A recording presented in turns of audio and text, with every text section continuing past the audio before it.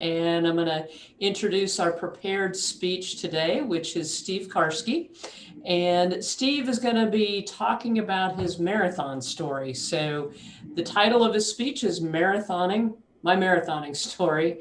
And Steve's going to be sharing his experience and motivation when completing his first marathon. So please welcome Steve Karski. Thank you, Madam Toastmaster, fellow Toastmasters, and guests.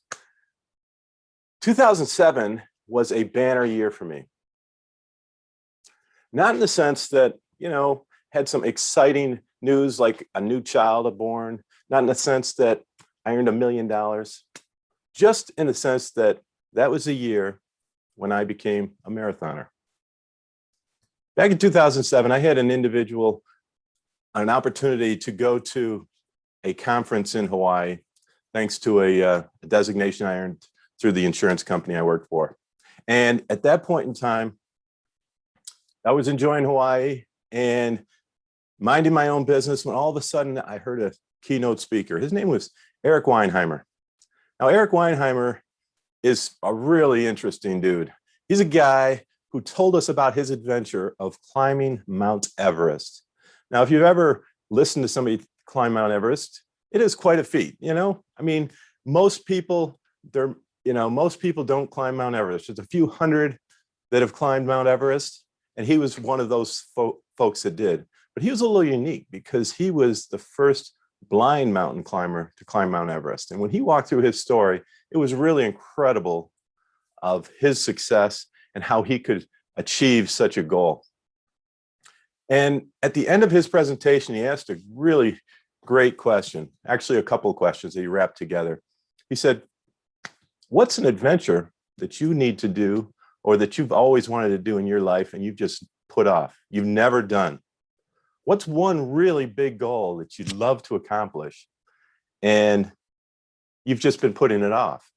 And why are you putting it off? And that question really got me thinking.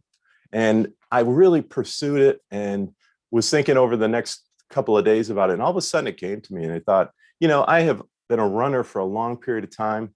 I've been running much of my life, 2 to 3 miles here and there, just to stay fit and to feel good about it.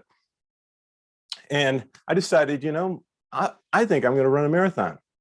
And at that point in time, I made a commitment to run a marathon. And I knew that I was committed to doing that. And I knew I could accomplish that. Now, about 2 minutes later, I started thinking, maybe this isn't a good year. The kids are going to be graduating. Maybe it's just not the right year. And besides, I'm not in really good shape. I don't know how I would do that. I don't know how to pursue that.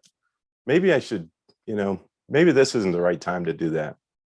And have you ever had that situation where all of a sudden you got excited about a goal or an objective, you made a commitment, and then all of a sudden it's like the negative voices started coming in and asking you stupid questions? For me, it's a situation where I thought about that for about 4 or 5 minutes and then asked myself an even better question. If not now, then when?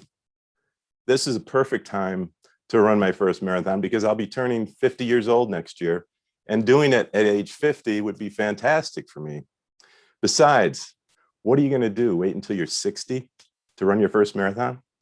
And that question really made me understand the urgency of the urgency of the issue. And so without any hesitation at that point in time, I went home with the commitment that I was running a marathon. So the first thing I want you to think about if you're setting a big goal is really make that commitment. Make sure the commitment is a strong commitment and you know the reason why. And my why was I have always wanted to run one. And if I don't do it now, when will I accomplish that? As I got home, I started doing some running, but I had no idea what to do. But sometimes when you make a commitment, the universe kind of accommodates you. Within a couple of weeks, I got a little notice in the newsletter from my local gym that I belong to that said, "Hey, have you ever thought of running a marathon?" And I decided, they invited me to an open house where they had a running club that they were starting. And so I decided to go to that meeting. And I found out a lot about running a marathon. I learned that there are other people that are interested. There was no financial commitment to doing that. I just joined their running club and started running with this group 3 days a week. That's the second component of it, is get a plan. So I needed to have a plan on how to run a marathon. Fortunately, the coach, she had plans of what we needed to do, had mileage charts of what we needed to do each month and outlined that for us, and had good feedback on what do you eat when you're running a marathon? What do you eat before, during, and after? What are some tips for maintaining your health? What do you do when you get injured? What type of clothing do you wear? There were dozens and dozens of questions that they asked, but having that plan made a huge difference in my ability to run a marathon. And so I started running with the group on a regular basis, and I started getting addicted to it. It was a situation where I was just right into it because you had a commitment to that group as well. And they kept me accountable to make sure that I was maintaining my commitment to run a marathon. And it was scheduled out, mapped out for the following year. Actually, I ran a half a marathon 6 months later and finished with a marathon the following year. But it allowed me to think about, do I have the right plan? And it allowed me to build myself up to achieving that goal.